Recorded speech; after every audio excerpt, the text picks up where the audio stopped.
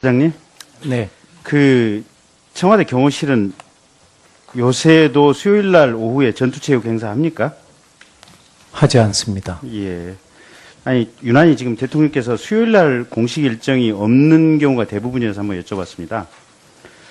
아까 지금 보안손님과 관련해서 지금 박범계 의원께서 질문하신 부분과 관련해서 저랑 이제 저희 방에서 이렇게 둘이 대화를 할 때 이런 취지셨죠. 그러니까 부속실에서 대통령이 원하는 누군가 중요한 사적 손님이 오면 부속실 직원이 나오고 청와대 경호실에서는 그 사람에 대해서 신체라든지 가지고 있는 소지품에 대해서 검문 검색을 한 다음에 들여보낸다.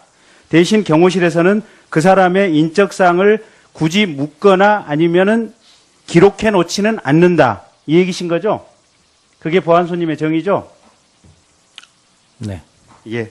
그래서 그 보안손님에 대해서는 어쨌든 검문 검색은 하기 때문에 경호실에서는 경호 역할을 다 했다라는 거고, 다만 인적사항은 모른다는 거고, 그 인적사항을 알고 있는 것은 부속실 사람들이라는 거고, 맞죠? 네, 맞습니다. 그리고 아까 제가 지난번에 아까 전에 질문을 했을 때 이만희 의원님 저 질문한 것 관련해서 제가 4월 16일이라고 특정을 한 것은 아니고 그 보안손님 기재와 관련된 것을 샘플을 하나 출력해서 저한테 보여주셨는데 그 샘플 중에 한 날짜 11월 19일로 기록이 됩니다만은 거기 보면 의료 장비를 지참해서 오심이라고 하는 기재가 있었다라고 봤는데 그 부분에 대해서 제가 질문을 하니까 그 부분은 답변 드릴 수 없습니다라고 했죠? 아닙니다. 그건 제가 의원님께서 말씀하신 거를 기자재 이런 거는 제가 잘 못 들은 부분입니다. 그게. 그래서 아까 의원님께서도 4월 16일 이래서 4월 16일이 아니고 가져오신 샘플 중에 한 날짜 11월 19일로 기억을 하고 있습니다. 거기 보면 의료 장비 지참 들어가심 이렇게 기재되어 있는 걸로 기억하고 있습니다. 뭐라고 답변하시겠습니까? 그건 제가 그 서류를 한번 봐야 될 것 같습니다. 지금 그렇게 뭐 이렇게 말씀을 드린 거는 없습니다. 분명히 뭐 의료 장비, 말씀이 가방 이런 아니고 거는 경호처장께서 저에게 한 장을 출력해 와서 보여주신 내용에 그렇게 기재가 돼 있습니다. 답변을 안 하셔도 됩니다. 의무실장님. 예. 김상만 의사라든지 김영재 의사라든지 이런 분들이 보안 손님의 형태로 부속실에 직접 들어가서 대통령을 진료하게 되면 그러면 청와대 의무실에서는 그 사실을 자동적으로 파악하게 됩니까? 아니면 파악을 못할 수도 있습니까? 알려주지 않으면 알 수는 없습니다. 그러면 김상만 씨라든지 아니면 김영재 씨가 간단한 의료 장비를 가지고 들어와서 곧바로 관저에서 의료시술이 있을 가능성도 충분히 있겠네요. 가정 상황으로 제가 답변을 드리는 게 좀 어려울 것 같습니다. 알겠습니다. 제가 아는 바는 없습니다.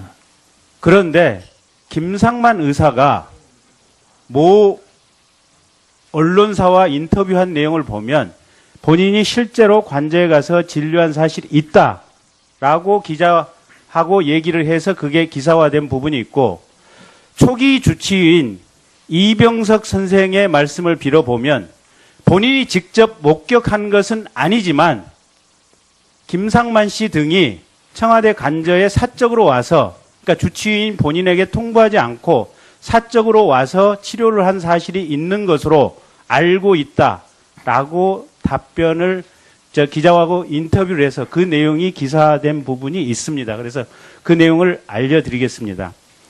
그러면 그런 상황과 관련해서 청와대 의무실에는 일체의 기록이 없겠네요. 뭐 가정이겠지만. 제가 직접 확인하지 않은 사안에 대해서는 없습니다. 그리고 또 하나. 2013년 8월 29일 9월 2일 김상만 의사 당시 차원병원 소속 의사를 통해 의사에게 대통령의 혈액이 채취돼서 건너가서 차원병원에서 혈액 검사를 했다. 그 부분과 관련해서는 강남보건소에서 조사가 이미 이루어진 것으로 알고 있습니다. 거기에 대해서 의무실에서는 어떻게 파악을 하고 있습니까? 저희가 그 과정에 관여한 바가 전혀 없습니다. 그러면 혈액이 외부로 유출됐는 대통령의 혈액이 외부로 유출돼서 검사가 됐는지 여부에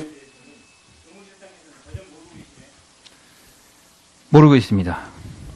그러면 한 번 더 다시 그게 진짜 국가안보기 때문에 일체의 진료기록은 말할 수 없다고 얘기를 하셨는데 하나 더 아까 박영선 의원께서 제시한 4월 16일 날 성형식 수술이 있었다. 그럼 외부에서 보안 손님의 형태로 들어와서 성형식 수술이 있었다면 의무실에서 전혀 파악 못하는 시술이 충분히 가능한 거 아닙니까? 과정 상황으로 대통령님에 관한 사항을 제가 답변 드릴 수는 없습니다. 시간이 되었으면 하나만 더 물어보겠습니다. 여기 약품 구매 내용 중에 프로스카가 있습니다. 전립선 비대증, 잘못 치료 이렇게 되어 있는데 이 프로스카는 누가 투약을 한 겁니까? 제가 처방했습니다. 아니 누가 투약을 한 겁니까? 누구에게 투약이 된 겁니까? 그것은 환자에 대해서는 의사로서 말씀드릴 수 없습니다. 남성 환자입니까? 여성 환자입니까? 남성 환자입니다. 남성 환자입니까?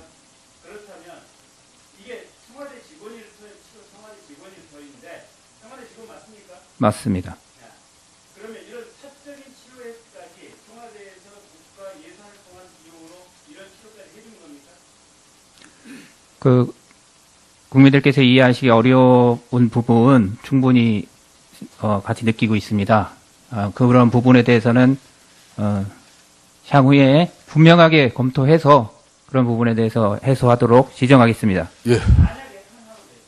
만약에 저희 위원회에서 청와대 직접 현장 조사를 나가면 그 투약을 한 남성 환자의 신원과 인적 사항에 대해서 저희에게 발표해 주셔야 합니다. 저는 의사로서 제가 처방한 환자에 대한 내용은 말씀드릴 수 없습니다. 예, 수고하셨습니다. 다음은 새누리당 황영철 위원님 질의해 주십시오. 예, 황영철 의원입니다. 질의하겠습니다. 경호처장님, 네. 그 외부에서 외부인이 청와대 내에 들어가서 대통령과 만나게 되면 그 누구든 청내에 있는 CCTV에 의해서 다 잡힐 수가 있죠. 있죠? 네, 있습니다. 그게 사각지대가 없다는 거죠? 네. 그렇죠? 네. 예. 직무일지 관리는 누가 하십니까? 청와대에서. 대통령 직무일지. 비서실장님. 직무일지 관리 누가 합니까?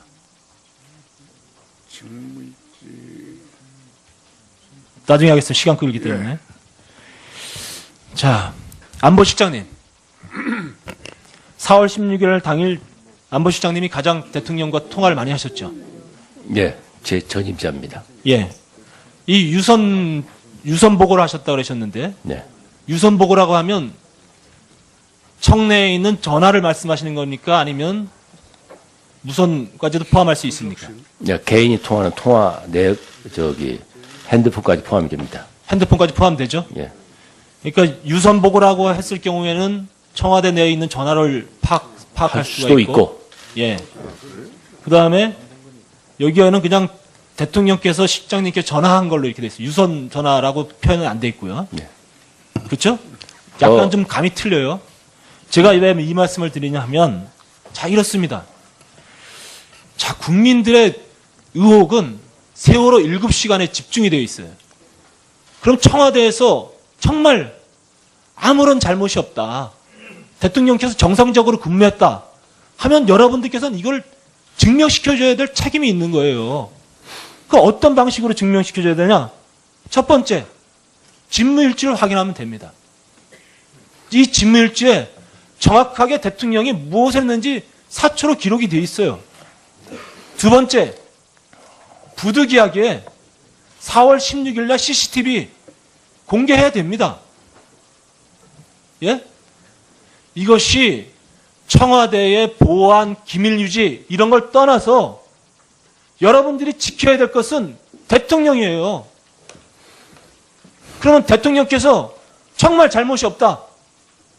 저는 제가 대통령의 비서다. 수석이다. 이러면 이거 다 파헤쳐서 정확하게 진실을 규명했는데 최선을 다할 겁니다. 여러분들 안 하고 있어요, 그거를.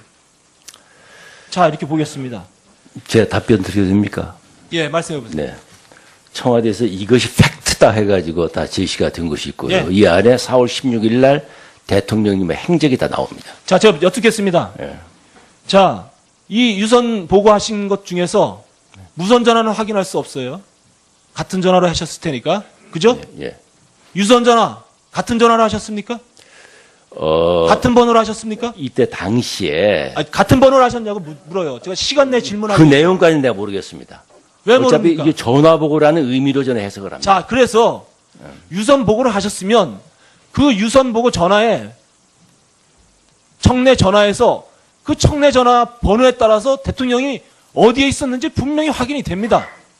집문을 위한 장소에 있었던지 아니면 치료를 위한 장소에 있었는지 분명히 확인이 되는 거예요. 그렇지 않겠어요? 이거 관제에 있으셨습니다. 관저에 전화가 몇 대 있습니까? 한 대만 있습니까?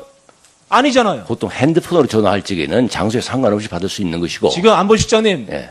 유선으로도 하셨다고 하셨죠? 글쎄 여기서 이야기하는 우주선이라는 것은 있을 제가 이런 수도 말씀을 있다. 드리는 거예요. 그래서 정말 여러분들이 대통령이 이런 의혹을 받는 게 억울하시다면 하나하나 여러분들이 준비해서 국민께 말씀을 해주셔야 되는 거예요.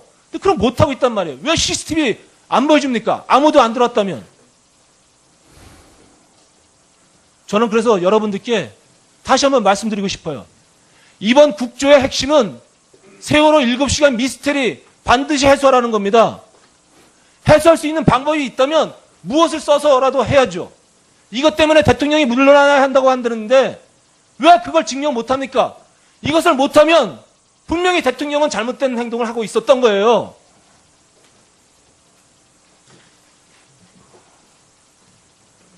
경호차장님 어떻게 생각하세요?